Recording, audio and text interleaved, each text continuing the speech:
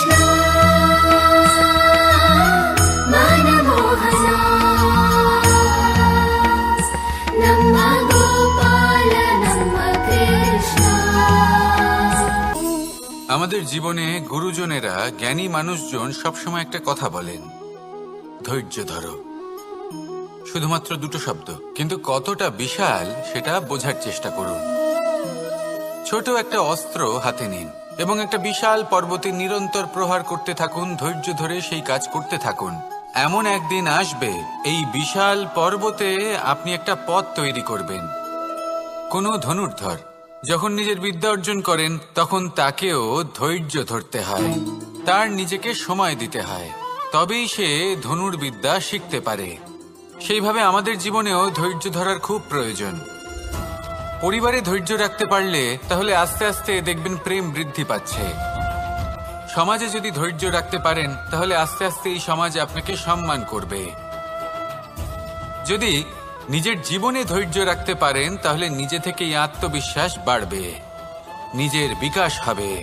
জীবনে সবই সম্ভব যদি ধৈর্য রাখতে পারেন। হয়তো আস্তে আস্তে হবে, কিন্তু হবে অবশ্যই। শুধু ধৈর্য রাখুন, কারণ ধৈর্যই সব থেকে বড় পুঁজি। আসুন আর আমার সাথে ভালোবেসে বলুন, রাধা রাধা। কোনো এক সময়ের ঘটনা এটা। মা এবং বাবা হাটে গিয়েছিলেন। তখন আমি আর দাদা গিয়েছিলাম গরু চড়াতে। আমরা বাড়ি ফিরে এলাম, আর মা সেই সময় একটা কাজ করতেন। যখনই হাটে যেতেন দরজা তালা বন্ধ করে যেতেন। উনি খুব ভালো করে জানতেন যে যদি ওনার এই মাখন চোর সঠিক সময় পৌঁছে যায় তাহলে এক ফোঁটাও মাখন আর অবশিষ্ট থাকবে না। এবার ঘটনা কিছুটা এরকম হলো যে মা আর বাবা মাঝে মাঝে হাটে যেতেন, তাই মাঝে মাঝেই দরজা তালা বন্ধ করতে হতো। যখন মা আর বাবা ফিরে এলেন তখন বাবা ভুলে গিয়েছিলেন যে এই চাবির গোছা থেকে ঠিক কোন চাবিটা দরজার তালা খোলার জন্য উপযোগী। উনি চেষ্টা করতে শুরু করে দিলেন। একটার পর একটা চাবি দিয়ে উনি চেষ্টা করতে থাকলেন, কিন্তু সেই দরজার তালা তো খুলতেই চাইছিল না। ওনার মাথা থেকে ঘাম পড়তে শুরু করলো। তখন মা বললেন যে তালা ভেঙে দেওয়া যাক। মা চলে গেলেন, আর বাবা বললেন না না দাঁড়াও, আর কিছু চাবি বাকি আছে, এটা হয়তো খুলতে পারবো। মা হাতুড়ি নিয়ে চলে এলেন সেই তালা ভাঙার জন্য, আর তখনই বাবা শেষ চাবিটা প্রয়োগ করলেন আর দরজার তালা খুলে গেল। যদি উনি চেষ্টা না করতেন তাহলে এই তালাটাও ভেঙে যেত আর চাবিটাও নষ্ট হয়ে যেত, ঠিক কিনা? এবার এই ঘটনাটা আমি দেখেছিলাম, আর আমার মনে হলো যে কখনো কখনো এই চাবির গোছার মধ্যে থেকে শেষ চাবিটাও কিন্তু জীবনের দরজা খুলে দিতে পারে। সেজন্য আপনি যদি জীবনে সাফল্য লাভ করতে চেষ্টা করেন, নিজের লক্ষ্যে পৌঁছতে চান, তাহলে হার মানবেন না। হয়তো দেখবেন আপনার পরবর্তী প্রচেষ্টা বা এই অন্তিম প্রচেষ্টা আপনাকে সাফল্যের পথে নিয়ে গেল। তাই নিরন্তর প্রচেষ্টা করতে থাকুন, জীবনে সাফল্য লাভ করুন, আর আমার সাথে ভালোবেসে বলুন, রাধা রাধা। মানুষ নিজের জীবনে সেই সব কিছু লাভ করতে পারে যা সে কামনা করে। শুধু প্রয়োজন হলো ইচ্ছে এবং সিদ্ধান্তের। এবার এই ইচ্ছে আসলে কি? সেটা হলো এই মনে প্রকট হওয়া একটি ভাবনা, একটি আবেগ। শুধু তা দিয়ে কিছুই হয় না। যখন সেই ইচ্ছের সাথে দৃঢ় প্রতিজ্ঞা জুড়ে যায় তখন বিষয়টা এগোতে থাকে। একটা উদাহরণ দিই, ধরুন আপনি মরুভূমিতে আছেন এবং আপনি মধুর জল পান করতে চান। এটা হলো শুধুমাত্র আপনার মনের একটি ইচ্ছে। যখন এই ইচ্ছের সাথে সিদ্ধান্ত জুড়ে যায় তখন আপনি সেই মরুভূমিতে গর্ত খুঁড়তে চেষ্টা করেন। আর যখন এই সিদ্ধান্তের সাথে নিষ্ঠা জড়িত হয় তখন আপনাকে সেই জল লাভ করার থেকে কেউ বাধা দিতে পারে না। ইতিহাস এটার সাক্ষী, যিনি নিশ্চিত করেছেন তিনি সেই সব কিছু লাভ করেছেন যা তিনি লাভ করতে চেয়েছেন।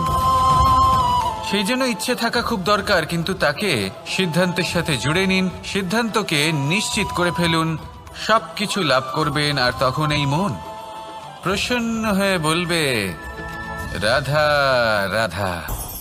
বনের মধ্যে যদি আপনি কোনো বিষাক্ত সাপ দেখেন তাহলে কি করবেন? আপনি তখনই তার থেকে দূরে পালাতে চেষ্টা করবেন। আর এটা কেন করবেন? নিজের রক্ষার্থে। এই কথা আমি নয় মেনে নিলাম, কিন্তু নিজের জীবনে এটা করেন না কেন? আপনি যেখানেই যান, যে স্থানেই যান না কেন, প্রত্যেক সময় প্রত্যেক মুহূর্তে এমন বিষাক্ত সাপ আপনি অবশ্যই খুঁজে পাবেন। আর সেই সাপ নয় যাদের আপনি বনে খুঁজে পাবেন, এরা হলো সেই সাপ যা আপনাকে পাপ করতে বাধ্য করবে। আপনার অন্তরের বাসনা, ক্রোধ, অহংকার, লোভ, ঈর্ষা এদের বৃদ্ধি ঘটাবে। দেখুন, বনের এই সাপ আপনাকে একবার ছেড়ে দিতেও পারে, ছোবল নাও মারতে পারে, কিন্তু এই যে পাপরূপী সাপ আছে তা অবশ্যই ছোবল মারবে। কর্ম যদি করেন তাহলে অবশ্যই ফল পাবেন। সেই জন্য যখনই কোথাও যাবেন, যদি এমন কাউকে দেখেন, যদি এমন কিছু দেখেন যে আপনাকে পাপ করতে বাধ্য করছে, তাহলে সেই মুহূর্তে সেখান থেকে পালিয়ে যান। যেমন বনের সাপ দেখে আপনি পালাতে থাকেন। সৎকর্মের রক্ষা অত্যন্ত আবশ্যক। আসুন আর আমার সাথে ভালোবেসে বলুন, রাধা রাধা। এই সংসারের সব থেকে বড় সুখ কি?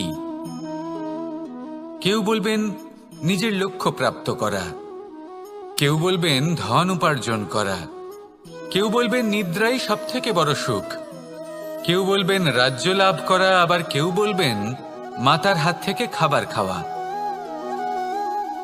আদি ইত্যাদি। কিন্তু যদি সত্যি কথা বলি, এই সংসারের সব থেকে বড় সুখ হল সেবা করা।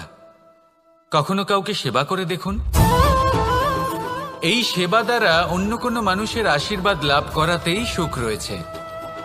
আপনার সেবা ভাব দ্বারা যখন কোনো মানুষ নিজের অন্তরাত্মা থেকে আপনাকে আশীর্বাদ করে, তার থেকে বড় সুখ আর কিছুই নেই। কারণ প্রত্যেক মানুষের মধ্যে ঈশ্বর বাস করেন। নরের সেবাই হল নারায়ণের সেবা। নিষ্কাম সেবা করাই হল সব থেকে বড় সুখ। তাই নিজের অন্তরে সেবার এই ভাব জাগ্রত করুন। যে সুখের কথা আমি বলছি, সেই সুখ অনুভব করেই দেখুন। এই মন সুপ্রসন্ন হয়ে বলবে, রাধা রাধা। বায়ু পঞ্চতত্ত্বের মধ্যে তৃতীয় তত্ত্ব। কেউ একে সমীর বলে, আবার কেউ একে পবন বলে।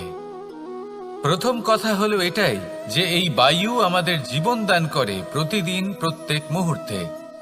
এই বায়ুর কারণেই আমরা নিঃশ্বাস নিতে পারি, জীবিত থাকতে পারি। এই বায়ুই হলো সেই যা সকল মেঘেদের একত্রিত করে একটি স্থানে আর বর্ষা ঘটায়। আর এই বর্ষার কারণেই এই ধরিত্রীতে অন্ন উৎপন্ন হয়। এই বায়ুকে দেখুন, কখনো এতটা সৌম্য যে আপনার কোনোই তফাৎ বোধ হয় না, আর কখনো কখনো এমন রূপ ধারণ করে ফেলে যে অনেক বড় বড় পর্বতের আকার পর্যন্ত বদলে ফেলে। এটাই হলো বায়ুর বিশেষত্ব। বায়ু শেখায় যে সময়ের সাথে সাথে বইতে থাকো, সকলকে জীবন দান করো, সকলকে সাহায্য করো, কিন্তু যখন বিপদ সামনে আসবে তখন দৃঢ় হয়ে সম্মুখীন হও। বাধা অনুযায়ী নিজেকে গড়ে নিতে হবে।